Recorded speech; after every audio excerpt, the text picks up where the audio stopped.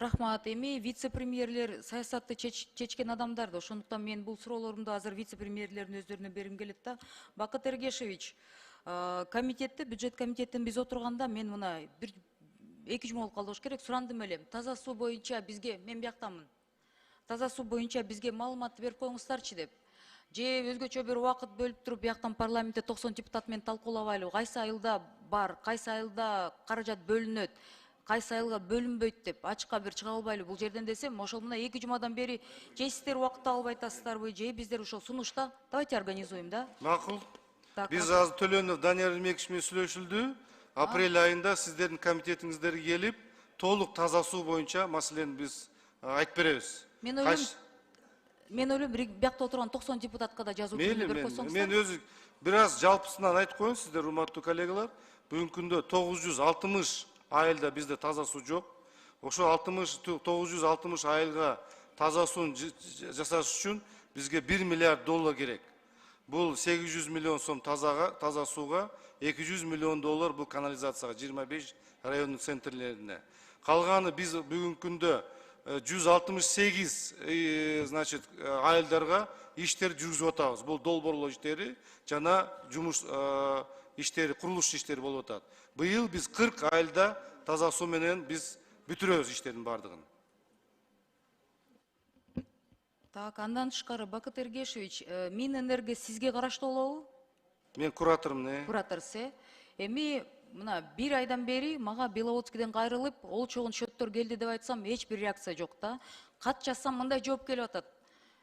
Я не знаю, их расстрелять надо, да? Оказывается, бизде мазут менен иштеген отканалар үчүн 10.895 1 гигакалорийге, көмүр менен иштеген отканалар үчүн 8464 болот экен да. Беловодскийде мазут менен иштейт экен. Бул эмне деген? Теги Совет доорунан бери ал убакта башкача болчу да. Чтобы изменить көмүргө түшүш үчүн канча каражат керек десем, эми специалисттер менен кечээ сүйлөшүп атам да.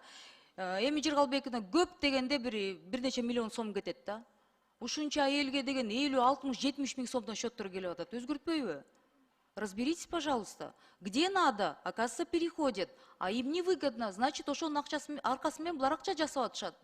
УКМК текшерсин анда. Эмне кылып отурушат? Элди шылдыңдап алады. Счеттор килтеген келип атат. Беловодскийде алар Бишкекке чейин жумуш издеп келген адамдар. Вы вообще об этом в курсе? Нет, не в курсе. Давайте, Эльвира Жыргалбековна, вы мне дайте эту информацию. Я сам проверю. Ну, там, возможно, может, по тарифам что-то. Ну, давайте изучим. Ну, там в несколько раз завышается стоимость в итоге, чтобы вы были в курсе, да? Это надо вам разобраться. Так, анан Эдил Жолдубаевич, сизге кайрылат элем, да? Эми бизде азыр китептер жок. Вы у нас современный соцтармактарда депутаттар менен айтышкан депутат эмес, вице-премьерсиз. Андан көрө бир убакытты тап, сделайте приложение для детей. Если книг нет, если планшеты вы не можете дать, хотя бы доступ к приложениям, пусть родители откуда скачивают эти уроки и домашние задания там будут. Урматтуу Эльвира Жыргалбековна, сурооңузга рахмат. Буюрса, китептерге дагы каражат табылат. Быйыл көп, буюрса 1,5 миллиард сомго чейин китептерди чыгарабыз деген үмүттөбүз. Эң негизгиси 2 миллиард сомго чейин буюрса, бирок 2-3 жылдын ичинде толугу менен ал үчүн 8 миллиардтан 9 миллиард сомго чейин кетилет экен. Бардыгы ошол өзүбүздүн учкун басмаканасынан чыгат. Негизи эми китептердин жаңы мазмуну, жаңы сапаты болсо деген ой, ошонун бардыгын. Электрондук эме боюнча азыр да карап көрсөңүздөр, өзүңүздөрдүн да балдардан карасаңыздар, азыр күндөлүк деген жаңы бир мобилдик приложение чыкты. Ошол жерде мугалим, окуучу жана ата-эне. Ошол үчөөнү тең доступу бар. Ошол жерде расписаниядан баштап, вплоть уже искусственный интеллект дагы ошака киргизилди.